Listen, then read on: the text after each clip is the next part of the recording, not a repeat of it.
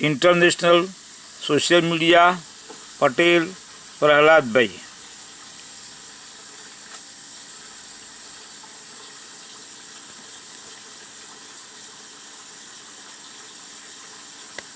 देश के पूर्व सीबीआई रहे हैं, उनसे भी उनके अच्छे संबंध रहे हैं, क्योंकि ये दिल्ली हाई कोर्ट में उस कार्यकाल में रहे जब डीवाई चंद्रचूड़ भैया चीफ जस्टिस ऑफ इंडिया थे। हमारे साथ इन तमाम सवालों के जवाब अगर आपको जानने हैं तो आप ये बात सुनिए खुद वरिष्ठ पत्रकार राजेश बादल जी से। सर से हम इस बात को आगे बढ़ाते हैं चर्चा करते हुए। सर, ये बहुत ही दिलचस्प बात है, समझ नहीं आ रहा कि सुप्रीम कोर्ट अपनी जबान पर क्यों नहीं टुकरा, जहां पर गीता पर हाथ रख के कसम खिलवाई जाती है हम जैसे आम लोगों से कि आप जो कह रहे हैं वो सही है, वहां पता लग रहा है कि जो वो कह रहे हैं वो सही है, या वो 24 घंटे बाद कहते हैं वो सही है, या फिर 24 घंटे बाद कहते हैं वो सही है। देखिए विनीता, ये सचमुच में एक ऐसा अफसोसनाक वाकया है जो शायद कोई भी सभ्य लोकतंत्र स्वीकार नहीं करेगा। हमारे लोकतंत्र के 4 स्तंभ हैं। कार्यपालिका और विधायिका तो पहले ही विवादों के घेरे में है। चौथा स्तंभ जो है हमने अपने आप को मान लिया, मतलब मीडिया ने या पत्रकारिता ने, और इसका एक बड़ा वर्ग वो भी सवालों के घेरे में है। ले देकर एक न्यायपालिका हमारे पास थोड़ा बहुत जो बची थी या बची है, उस पर आम मतदाता की, औसत भारतीय की एक निगाह रहती है, आस रहती है कि इस अभी कम से कम एक स्तंभ है जो हमें न्याय दे सकता है। लेकिन हालिया दौर में हम देख रहे हैं कि कुछ इस तरह के बयान आ रहे हैं, कुछ इस तरह से न्यायालयों की जो प्रक्रिया हो रही है उससे आम जनता के मन में बहुत सारे सवाल बन रहे हैं। लेकिन सवाल जो बन रहे निकल के आ रहे हैं, उससे न्यायपालिका की प्रतिष्ठा तो धूमिल हुई है, कोई बेहतर तो नहीं हो रही है, ये बात तो पक्का है। अभी 15 करोड़ कैश मिल गया आग लगने पे, तब तो सबूत भी मिल गया सर न्याय पे। हम कोई मीडिया ट्रायल नहीं करना चाहते हैं विनीता जी, ना ही हम कोई ऐसा पत्रकारिता की तरफ से बहुत ही कोई खोजी नजर डालना चाहते हैं। लेकिन मैं बहुत स्पष्ट कहना चाहता हूं कि ये जो केस है, प्रथम दृष्टया प्राइमा फेसी जो कानूनी भाषा है उसमें पहले ही अपराध है। अभी मैं ये भूल जाता हूं 1 मिनट के लिए कि वो किसका घर था, यशवंत वर्मा का था या किसी का भी था। मैं आपको ये बता दूं कि जो आवास भारत के किसी न्यायाधीश को दिल्ली में, हाई कोर्ट के न्यायाधीश को दिल्ली में आवंटित है, उसकी एक इंच भूमि पर होने वाली हर घटना के लिए वो व्यक्ति जिम्मेदार होता है जिसको वो आवास आवंटित है। न्यायाधीश जी ये कहकर बच नहीं सकते कि वो उसके घर के एक कोने का था, वहां कोई जाता नहीं था, वो कोई स्टोर रूम था, तो ये कह के वो बच नहीं सकते। सामने सर कोई अदालत में ये बात कह देता तो क्या ये मान लेते? नहीं मानते ना। मैं कह रहा हूं ये कानूनी है ही नहीं। और क्यों कानूनी नहीं है, मैं आप उसको उसका प्रावधान बताता हूं कि अगर उसमें जो जला, अब तो सुप्रीम कोर्ट ने जले हुए नोटों का वीडियो जारी कर दिया जी। तो हम उस घटना पर सवाल तो नहीं उठा सकते। यानी वो उस कोठी में आग लगी या लगाई गई, जो भी हुआ है, एक अग्निकांड हुआ जो हाई कोर्ट के माननीय न्यायाधीश को आवंटित है, यानी प्राइमा फेसी इस अग्निकांड के लिए जिम्मेदार वो खुद भी हैं। एक दूसरी चीज, जब ये आवास आवंटित होता है तो ये उनसे शपथ ली जाती है और ये प्रत्याशा की जाती है कि उस सरकारी आवास में कोई दुरुपयोग उस आवास का नहीं होगा। सवाल ये है कि 15 करोड़ अगर उनका नहीं था, हमने मान लिया, दूध के धुले मान लिए, हम तो कहते हैं कि कुछ था ही नहीं उनका, लेकिन ये 15 करोड़ उनको आवंटित आवास में आया कैसे जी? और 15 करोड़ या 10 करोड़ या 12 करोड़ अब जल गया है तो हम नहीं कह सकते। कल दो दिन पहले की खबर है कि कहीं बाहर भी पाया गया था। हाँ। तो एक बात तो ये, सफाई कर्मचारी बता रहे हैं झाड़ू लगाते हुए मिल जी, तो एक बात तो ये है कि उस सरकारी आवास का दुरुपयोग हुआ और उस दुरुपयोग के मामले में आरोप से न्यायाधीश जी बच नहीं सकते। एक बात। दूसरी दूसरी बात यह है कि भारत की राजकीय मुद्रा उस सरकारी आवास में जलाई गई। सरकारी आवास में, जिसमें रिजर्व बैंक भारत की राजकीय मुद्रा का जलाया जाना या उसका अपमान, आपको मालूम है धारा 124A के तहत ये दंडनीय अपराध है और उसमें 3 साल की कैद हो सकती है जो ये ऐसा करता है। तो भारत की राजकीय मुद्रा का अपमान तो हुआ। हम और आप अभी जो नए नियम आए हैं बैंकों के, उसमें हम और आप इतना कैश लेके नहीं ले जा सकते। लाखों रुपए का भी कैश हम एयरपोर्ट पर होते हैं तो हमको धर लिया जाता है, अगर हो तो। अब बोल तो हमने तो कभी देखा नहीं वैसा, लेकिन अगर करोड़ों रुपए किसी न्यायाधीश के घर में होंगे तो कौन उनको धरेगा? कौन से कानून के तहत उन पर कार्रवाई होगी? मैंने आपको बताया कि एक तो अपमान का मामला है। दूसरा मैं आपको बता दूं कि ये इसके पीछे मंशा ये भी होती है कि राजकीय मुद्रा अगर आपने जलाई है, भारत की अधिकृत मुद्रा जलाई है या दुर्घटनावश भी जली है, तो उसके पीछे न्यायालय, पुलिस, जांच एजेंसियां ये शंका करती हैं कि कहीं इसका जलाया जाना कोई साक्ष्य मिटाने का सबूत तो नहीं है। ये प्रथम दृष्टया जो मैं आपको बता रहा हूं कि अपराध तो है ही, चाहे आग लगी। Do not buy new windows if you live in Iowa. 424 ये दो जो है और धारा 22(7) में इसमें जो है 7 साल की कैद और जुर्माना है, यानी और दोनों एक साथ भी हो सकते हैं कि भारत की राजकीय मुद्रा का इरादतन अगर उनको जलाया गया है तो इसका मतलब कुछ सबूतों के साथ छेड़खानी की गई है और ये अपराध है, दंडनीय अपराध है और गंभीर अपराध की श्रेणी में ये मामला आता है। फिर दूसरी बात, अपराध है क्यों? क्या हम ये संयोग मान लें कि जिस रात आग लगनी थी उसी रात न्यायाधीश जी दिल्ली से बाहर थे? हाँ, उस रात वो क्यों नहीं थे वहां पर? अब ये संयोग हो सकता है कि उनके परिवार में कोई शादी ब्याह हो या कुछ और भी हो, मुझे नहीं पता, लेकिन ये बहुत सारी सूचनाएं हैं जिस पर हम लोग सभा, भारत की आम जनता जानना चाहती है। केंद्र सरकार, संसद चल रही है, सत्र चल रहा है, केंद्र सरकार चुप क्यों है? सुप्रीम कोर्ट बयान बदल क्यों रहा है? ट्रांसफर हाई कोर्ट में वापस किया गया है जहां से वो आए थे। हम जानते हैं कि प्रशासन में, न्यायिक प्रशासन में, सामान्य प्रशासन में तबादला कोई दंड नहीं है। सर इन्होंने उसमें भी तस्वीर साफ नहीं की। अगर वो इलाहाबाद हाईकोर्ट चले गए तो वो न्याय करने लायक है भी कि नहीं है, मतलब उनकी न्यायिक प्रक्रिया पर भी तो सवाल उठेंगे। फिर न्याय तो करेंगे, जनता एक्सेप्ट ही नहीं करेगी उनके फैसले को। फिर भाई जनता स्वीकार करे या ना करे, लेकिन सुप्रीम कोर्ट तो स्वीकार कर रहा है ना कि वो न्याय करने के काबिल हैं और इसलिए उनको इलाहाबाद हाई कोर्ट में भेजा गया है।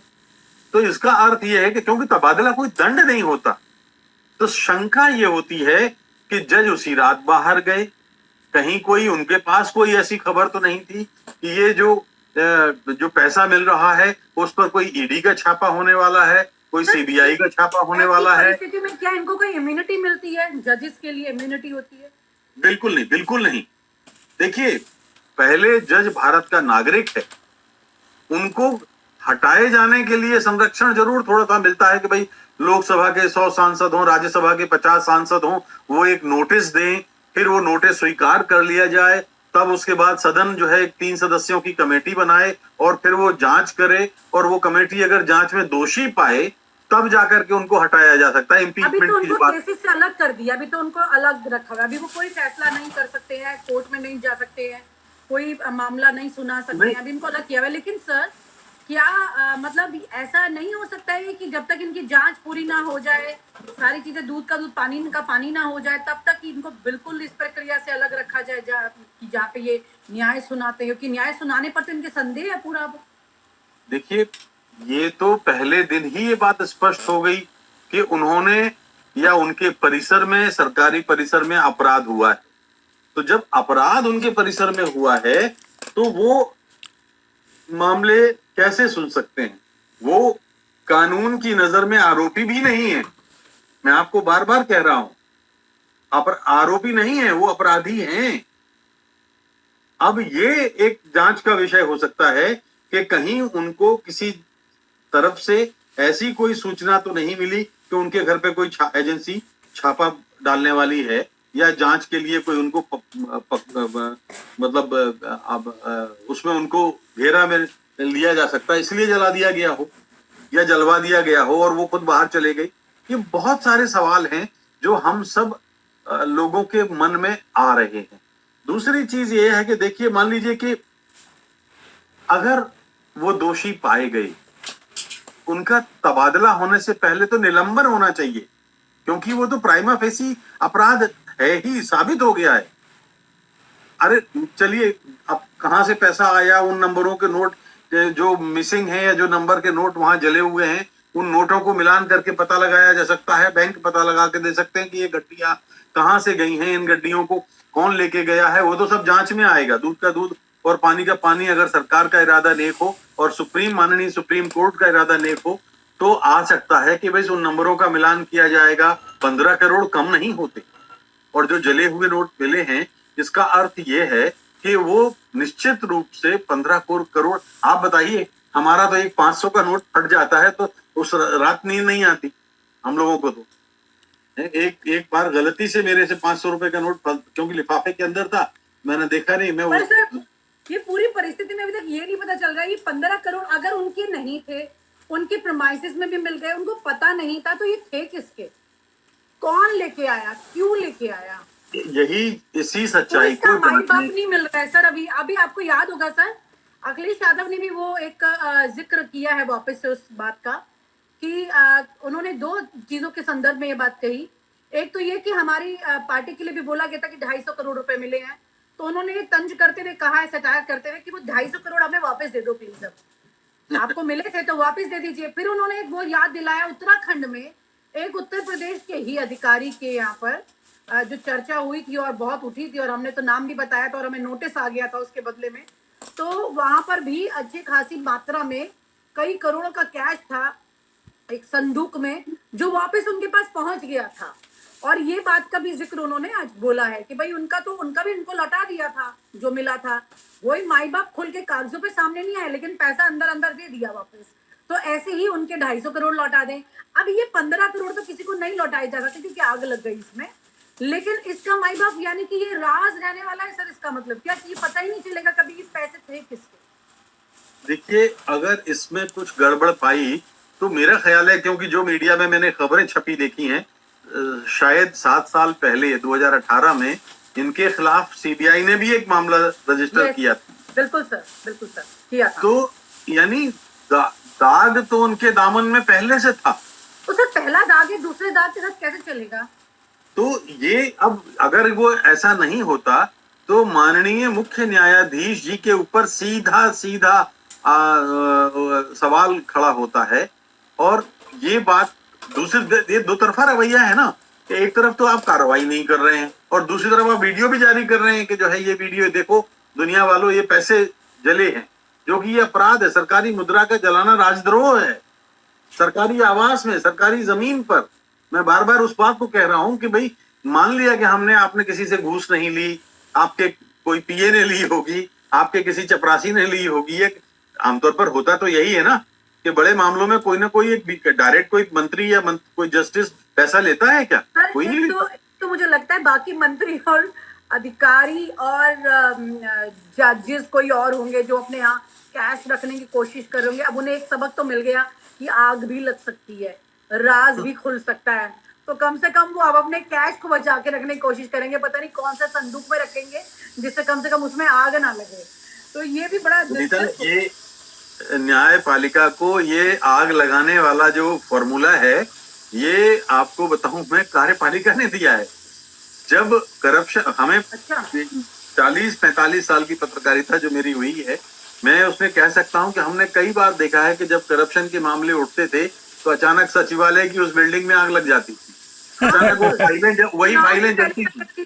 चुनाव से पहले कितनी आग लगी है, फाइलों में जाके आग लग जाती है सरकार। यानी आग भी कितनी चूजी है कि वो उन्हीं फाइलों का चुनाव करती है जिनमें कुछ संवेदनशील इंफॉर्मेशन होती है। वहां तो चैप्टर क्लोज हो जाता है सर, यहाँ चैप्टर खुल गया। दूसरी चीज, लेकिन मुझे लगता है कि विनीता, इसके पीछे एक सवाल और खड़ा होता है। बड़ा सवाल ये है कि एक न्यायाधीश का मामला ये आया। अभी चंद रोज पहले इलाहाबाद हाई कोर्ट के ही एक और न्यायाधीश ने बड़ी अश्लील सी टिप्पणी की थी, उसको दोहराने की जरूरत नहीं है, मेरा ख्याल है हम बहुत ही लोगों को बेहुदा। बोलने में भी शर्म आएगी। तो ये न्यायपालिका को अपने भीतर भी झांकने की जरूरत है कि उनके घर में सब कुछ ठीक नहीं है।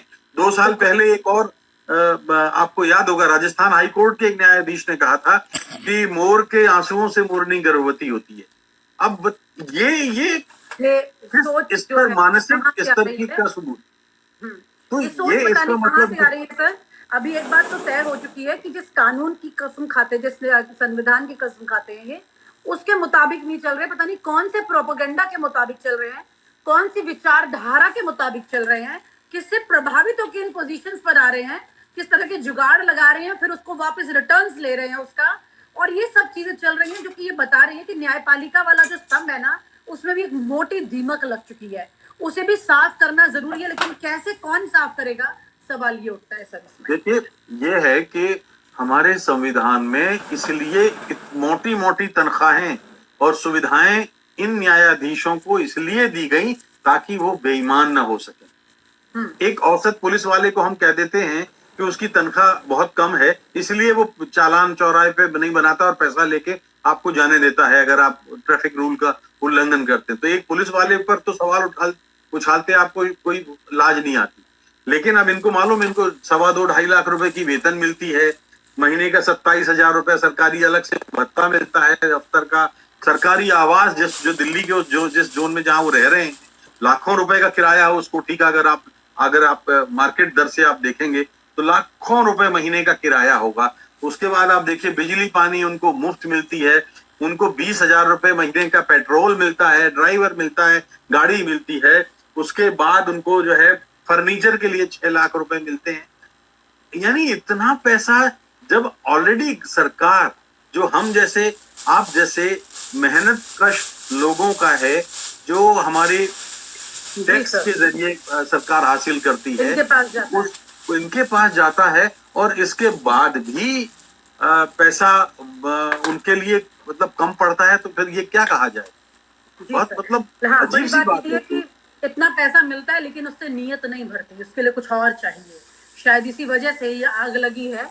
और बड़ी बात ये है कि अक्सर आग राज खत्म कर देती है, लेकिन इस बार इस आग ने राज को खोल कर रख दिया है। और तस्वीर बड़ी साफ होगी, जल्द ही होगी। उम्मीद ये है अगर पीछे की परतें जो हैं वो इसे ढक ना दे, अगर वाकई में ये सच सामने आने लायक होगा कि लोग इसे नहीं दबाने की कोशिश करें, तो किसी आपसे गुटबाजी के ही चलते सही, लेकिन कम से कम सच बाहर आना चाहिए। बहुत बहुत शुक्रिया sir, thank you so much for sharing.